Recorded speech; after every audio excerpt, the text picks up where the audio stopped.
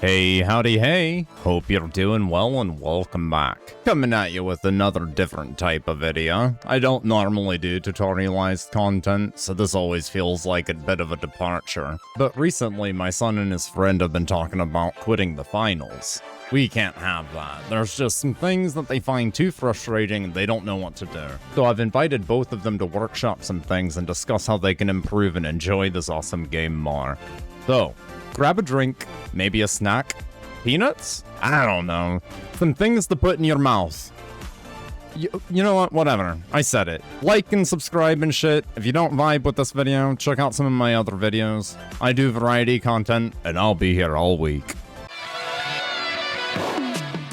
Okay, I am loading us into the practice range real quick, so that we can change loadouts and all that stuff. Let me pull up the list of stuff you said makes you want to quit the game. Where the hell did that go? Things that make you want to quit. Yeah, that's it. Hey Dad, you want to see my new skin I made? Sure. Alright, look. Well, that's pretty cool. I like it. Yeah. Neat, man, neat. Okay. Ah! Oh my god, that scared me. Okay. So, first thing, sword, dash.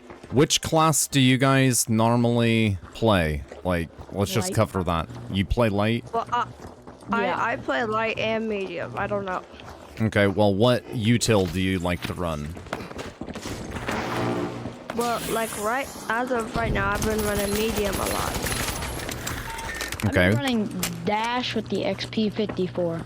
Okay, if you're running dash, you have literally no excuse for people jumping on your head with dash and swording you.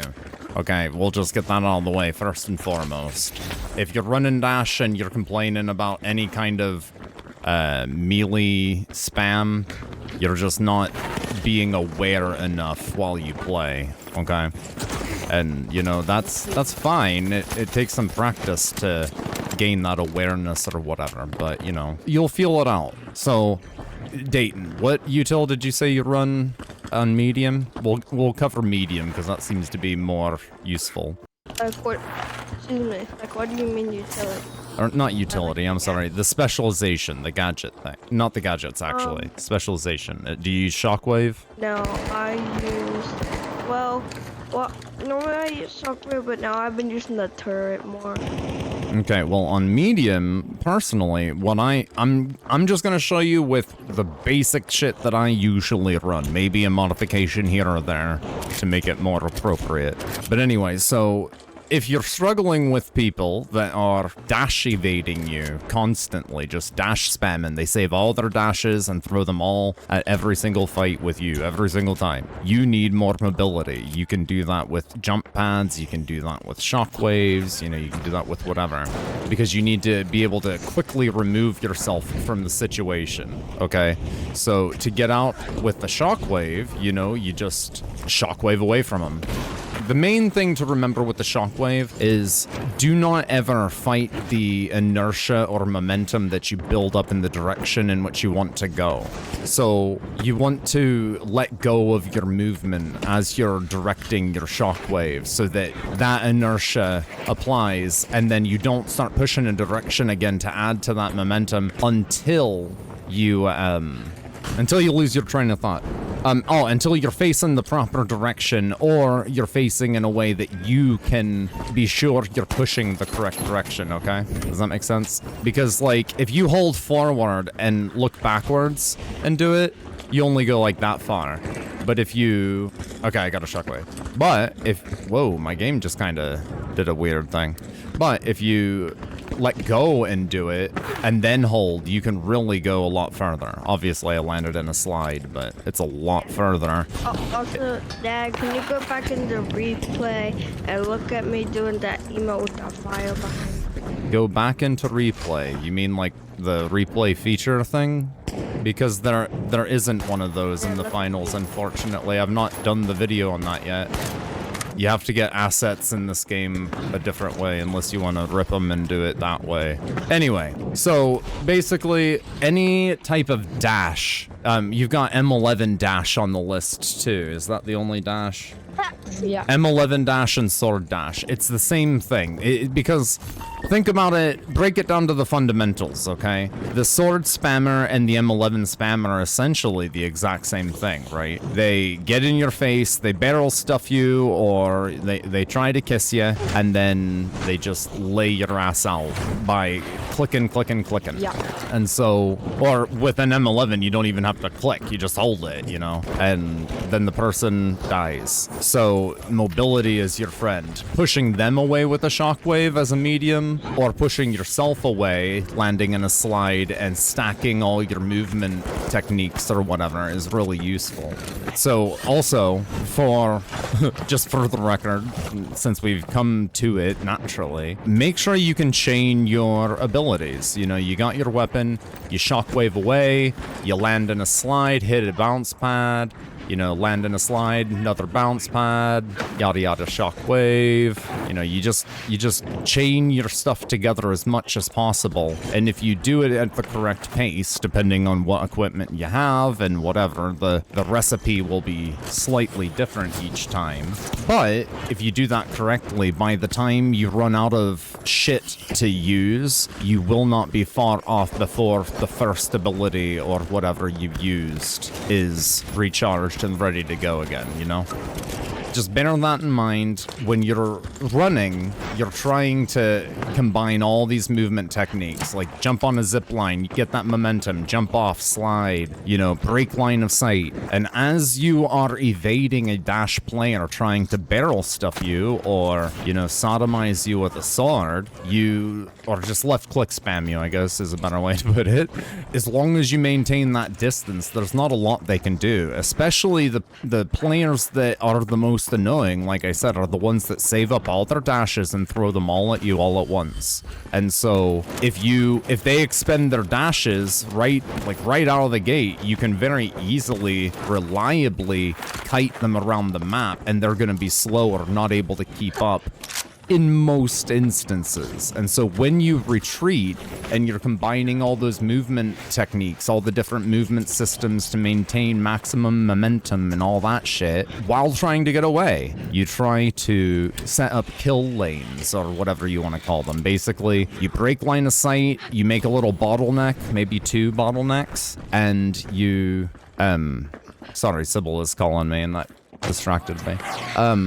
You set up bottlenecks so that as you retreat, you can, in your head, predict where they're gonna be, and you can visualize it in your mind without looking at it, so that once you get an appropriate amount of distance away, you get the appropriate distance away, you 180 around, and you watch the kill lane bottleneck, and then you light their ass up. Once you get really good at it, you can even pre-fire those angles about the time you know they should be coming around the corner, or whatever it might be, you know what I mean? Wow, I'm not good at throwing the box. Hey, I got it. Yoink. Hey, yoink. The big one's easy. Would you pick up the... You know what? Mom called. It's okay, it's okay. It's not picking up. Whatever, I don't care. Through that box. So anyway, we covered sword and dash, or sword and dash, M11 and dash. The next thing is Invis Sniper. So the main instance in which this is going to come up is when they're perched up doing the... You know, we're gonna try to not be very disparaging in this video, because, you know, all play styles are valid. If it gets you playing the game, that's good, right? Yes, we can all agree. More people playing the fun game is a fun time. So if they're perched up somewhere with Invis, that's the main time it's gonna be annoying, and they should only ever really be able to get you once or twice, because being perched up means that they are going to either be hard scoped, meaning you can see the glint the whole time, and they just slowly strafe left and right, in and out of cover, you know, whatever. They're usually not the most active player, or they're quick scoping, in which case you're still gonna see the glint, and if they're quick scoping at that range, they're much more likely to miss, or, you know, do a body shot, so you have some warning to react. Fundamentally, when you get shot with any weapon, but especially when you survive a sniper shot, Vince, chill. especially when you survive a sniper shot, your first reaction is to deviate your character. Like, you couldn't see what I did, but when you watch the video, you'll see. Like, you take damage, you strafe. This is called sprint strafing, by the way. You see me do it a lot, and that's why rebound flicks are so useful, is I'll shoot at somebody, I'll like 180 or I'll not 180. That's not a sprint strafe. My brain is still tired. You just like, you shoot, why do I keep trying to say 180? You 90-degree turn, and then you sprint while snapping back over, and then you throw in some slides, maybe you jump and do it. Okay, this just came up again. Again, this is not a scripted video. Thank you for watching. Nice, Vince. Hit the subscribe button, all that dumb shit. But anyway, what was I gonna say? What was I saying? Help me. Saying something about like 180 and then... Oh, yeah, thank you. Okay, so when you're setting up kill lanes, if you watch me play a lot, you'll see that I run one way, and when I realize I need more information, I will sprint, jump, 180 mid-air, look to get more information, and then 180 back before I hit the ground, and it looks kind of like that. You know, you can even land in a slide. You just real quickly ascertain more information to paint a better visual picture, mental picture in your mind. You know, the one that I said that you're visualizing as you're retreating. It does you no good to run away and turn your back to somebody if you are not consciously thinking about where they could and probably are going to be. So it's just a huge waste of time. It doesn't take that much extra effort, and it's just lazy if you're not also considering what your opponent is doing, and you might as well just not run away. All you're doing is postponing the inevitable, okay? So when that mental image, why do I keep having pop in? I don't know. When that mental picture in your mind, you know, the visualization you've created starts to fade, or you start to doubt the guesstimations you're making, that's when you jump 180, get some information, and flip back around. Again, this tip in particular is less useful for you boys right now being on controller, and I fully acknowledge that, but one day you'll think back on this and you'll be like, oh, okay. So we did Spear Invis. That's basically the only time you're gonna encounter it, is when they're perched and they get you once and okay, they got me. But then you just make their life a living hell until they switch loadout, you know what I mean? Or you play in a way that obfuscates you enough that they don't have long lines of sight on you. You don't play rooftops. You bring the cash out. Jesus Christ. You bring the cash out down a level to the next to top floor of a building, or, you know, whatever. You don't occupy the spaces. You don't work in the zones that are hazardous to you. The only other time that really you're gonna encounter Invis Sniper, and it's kind of annoying, is when they're really aggressive and good at quickscoping, because they will save their Invis just right before they jump on your head, and they'll use it to close that last little bit of distance. And if you're not listening for them, or you don't have a good enough headphones, or, you know, whatever it may be, you may very well eat it. You know, because they invis, you have to be able to hear that invis, and the second you hear invis, you should be making yourself hard to hit anyway. You know what I mean? Like, you don't ever want to be easy to hit, especially when someone's looking at you, and especially when someone's looking at you, you know they're looking at you, and you are not looking at them. Okay, so next thing on the list, Spear and Winch. Spear and Winch is just annoying, but the main thing to actually consider with Spear is, as frustrating as it is when someone whirlwind kills you, like they get into position and all that stuff, but it does require some thought to use it effectively, like truly effectively. Anybody can be annoying with anything for 3 kills in a whole match, you know, but like fundamentally, the people running Spear are running at a huge disadvantage to run it. Some of them are gonna know the animation cancel tech and stuff, which makes it a little bit more viable, but ultimately, the only reason I shit on Spear all the time is because it's not fun to use. I don't enjoy the checking out one Like, once all the strategy is done, checking out and letting the animation play out and see if you got the kill. Like, I don't enjoy that, which is why when I used the spear for a video, I did the animation cancel tech all the time. Anytime it was applicable, you know, for the most part, I did it. Can't talk.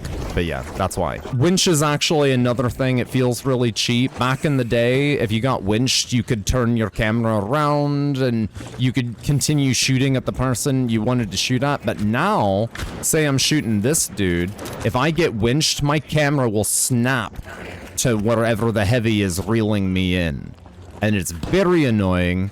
And if I recall, you can't shoot until you're all the way reeled in. Correct. Yeah, and that's very, very, very frustrating. So just know that as far as I know, the balance of the winch is like a constant point of contention, and people... I've been grabbed by it around corners, let's just say that. Like, try not to stress it too much when you get killed. But also, just anytime you get frustrated with anything in this game, think of it from the other perspective too, because it can sometimes alleviate a lot of your frustration when you fully acknowledge that not everything is just a completely cheap, dumb thing. Like, I know I say that a lot while we're playing, but I'm just being hyperbolic, you know? Like, don't take it completely seriously all the time. Sometimes things are just jank, and that's okay, and, you know, whatever. Winch is one of those things. It's the same kind of advice as dash.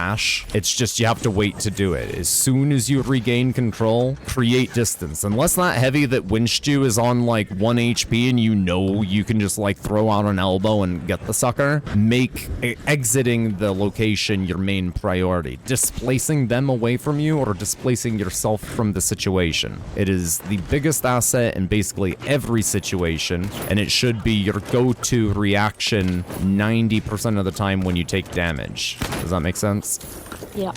Okay. Sledge winch. Same thing. Sledge is a lot more frustrating if you're a light player because you can just get one-tapped. But remember, for that to happen, they're gonna have to have it charged up or whatever to hit you with the heavy smack, right? Whoa, this guy's having a party. Can't hit him. I can't. Oh, there we go. I couldn't either. Don't feel bad. But yeah, it's the same thing. Winch. You're basically playing off of the fact that it's a melee weapon, so it's close range, and he's got an ability that closes that range. He doesn't move him to you, it moves you to him. So once you regain control, your first priority is to get your camera off of him and onto something that you can grapple away with, down at the ground or whatever, to shockwave yourself away. And once you build into your muscle memory doing these fundamental things, you will then start to adapt modifications. Like, I'm not just running in a random direction 90% of the time when I get shot at, you know, I'm using more of my environmental information around me to decide on what to do, you know, I'm making more and more educated choices as time goes on, you know. So as you build it into your muscle memory, you'll kind of get complacent with it. You'll get bored, like, oh, that's not enough of an advantage anymore. So you'll start min-maxing it naturally. That's just what humans do, you know. The minigun and charge and slam. Charge and slam, the main thing to remember, again, mobility. If you sidestep a charge and slam user, a lot of times you can just sidestep out of the way and then they go in circles. I'm sure you've seen it. They just start running around all over the place. They don't ever really get any momentum because they keep changing directions trying to chase you. And if you can make them kind of spin out like that, you completely take all the oomph out of that ability. And then the other main instance you have to worry about it is one that you can't really react to quite as much as when they charge and slam on your head from something high. It's very, very difficult to predict it, especially because they can go through ceilings and stuff. So just try to be conscious of where that heavy with charge and slam is once you die to it, or you realize they like to play that way and they use, you know, a lot of tools in the repertoire. You gotta play your opponent. You're not just playing a game. You're playing the people that play the game, you know? Anyway, so the next things you guys put on the list were gadgets, specifically proximity sensor, gas, smoke, and pyro, healing, and turret. Oh my god, you guys are so loud with that crap. Jeez. Stop it. Okay, anyway, so back to the gadgets, back to the video. You're distracting. Stop it. Quit.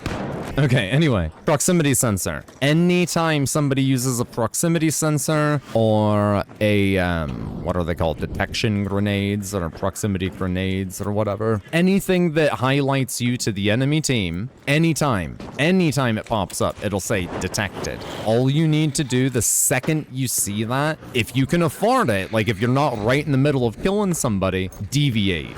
So say... there's no building here anymore, but say there's an enemy over there where Vince is, Dayton. Dayton, please stop shooting.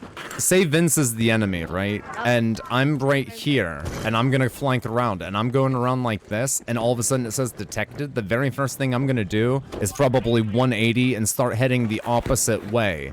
Because the longer I go along with my original plan, the more I sabotage that plan if I were to want to use it later. So you deviate, and then you stall, you know, if you can afford to stall. Sometimes you can't stall. Everything in this game is like a time stall. A gas grenade, time stall. Pyro grenade, time stall. Smoke grenade can be a stall or can be used to prevent a stall, you know, like just like if you're playing cash out and you're the only guy left on your team, but somebody is, I don't know, and somebody is, I'm trying to think of an example. Somebody's stealing the cash out. You're the only guy on your team. You know, it's a whole team of players stealing the cash out from you. And all you've got to do is hold. You don't need to go in and kill them. You can just go in, poke them, apply enough pressure that they let go of the damn button, and then you're out. You know, you're out. You don't need to kill them. It's that same kind of strategy, that same kind of forward thinking. So proximity sensor, just deviate. Do something different and stall so that, you know, if you can afford to, just stall for a second, the proximity sensor will go away, and then you can revert back to your original plan. Or, you, like I said, you can adopt a different plan, but the main thing to consider with proximity sensors is they know where you are and about how far away you are. That does not mean they can just shoot you. So keep obstruction between you and the enemies. You know, you can hear, you need to use your ears and everything else. They might know where you are, but that doesn't mean they should be able to shoot you. Next thing, gas, smoke, pyro. You guys know already they rock, paper, scissors. They cancel one another out. If there is fire, Dayton, do you have smoke? No. Okay, well, we don't need to show an example. It doesn't matter. If there's fire... gas and pyro. Okay, throw gas on it. Here. And then... whoop, and it didn't work. Okay, well, maybe I misunderstood or they changed it. I could have sworn if you threw gas at fire, it would ignite and then dissipate both, but... maybe not. You can throw smoke at fire. There you go. Thank you. You can throw smoke at fire. It'll put out fire. They all interact with one another. So if there's fire and you throw goo, you can goo fire all the way to a, you know, like a cash out or whatever. You can make a wall of fire and you can use the different things like a Cerberus shotgun can ignite gas because it's an incendiary round. There's all sorts of shit like that. But again, just like with, you know, stalling you with a proximity sensor, gas and smoke and pyro, gas and pyro specifically, are just time stalls. They tie something down. Or using pyro, you know, you can help set yourself up for kill lanes, to go back to what we were talking about before. You know, so if you're running away and you set up a bottleneck, you guys have fucking destroyed this place. But like, let's just pretend on a real tiny scale or whatever. I'm coming in here and this wall is completely here. Okay, like, Jesus, like, pretend this is all here, this hole is here, and then this opening's here. I can throw that, I can throw that there, essentially, to mitigate the chances that somebody will come through right here, and instead they'll come right here when I'm already aiming. So you can use pyro to lock down a cache out, or a platform, or an entrance to the platform, or whatever. You can use it to get somebody off of a cache out, again, stalling them, because you can just chuck a pyro nade at them while they're stealing the cache out, and there have to be specific circumstances that they're not just gonna fucking die. So most people know that, and they'll just stop trying to steal. Next on the list, healing. Whenever there's healing, prioritize the healing. If there's a healing bot, if you're playing a power shift, and you know what, it doesn't even matter. Anytime you are playing and there is a healing ball, that is your main priority. Unless it's like a group of 3 people around a healing ball, they're all 1 HP because your teammate opened it up really well and you can just go in and, you know, wipe them, go for it. But like otherwise, yeah, prioritize the healing. Grab that healing ball, throw it away. You know, don't let it sit there. Don't work around it. It is too much of an asset. Much the same way, if you come up against a stack of players and, you know, they've got a medium and he's got the healing beam or a light, and you can see, you're using your eyes, right? You can see that they're healing their teammates.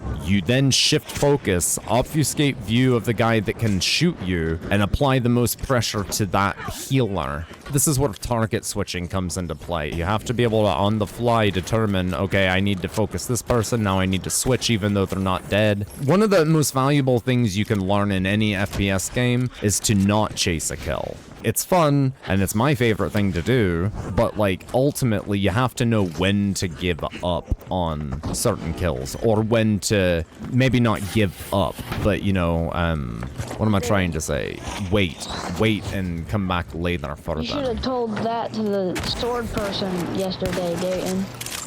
Next thing, turret. Okay, so turret's a fun one. Basically, turret is, as far as I'm concerned, turret is really only frustrating to the light class, because I cannot tell you how many times I've gone to grapple around the platform or around a building or whatever, and the very first frame I am available on the screen or the view of the turret, it fires a bullet or a bop bop, and then I'm dead, like instantly. And that is beyond infuriating as a light. The main thing you can do as a light is use your team, call them out.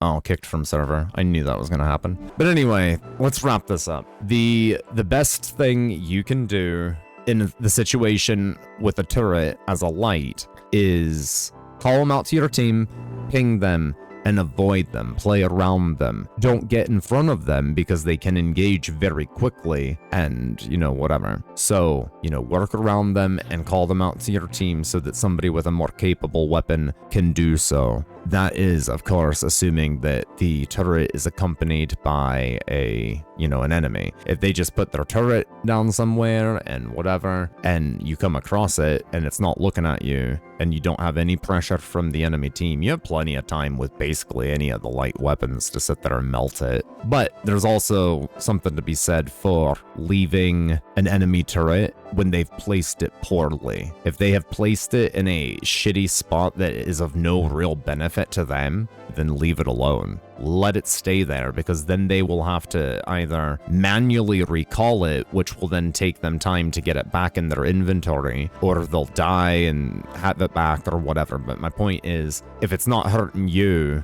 leave it there. You know, don't always shoot the turret. And then as a medium or heavy, you have numerous ways. My favorite way to deal with turrets as a heavy is to just put a barricade in front of it, like box it in and then just leave it. Again, for the reasons I mentioned before. And then as a medium, my favorite way is data reshaper. Hands down, it is so fast. You get 2 charges. Each charge can reshape multiple items, it seems, if they're close enough. So it's very fast, very effective. I just see a turret, data reshape. Oh, a healing ball, data reshape. As medium, data reshape is almost essential in my opinion now. But anyway, that is the rundown of the things that you said make you want to quit playing the finals. So are you willing to give it a little bit longer and stick around to play this fun game?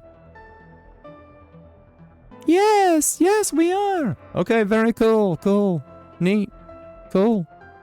All right, like and subscribe. You need more mobility.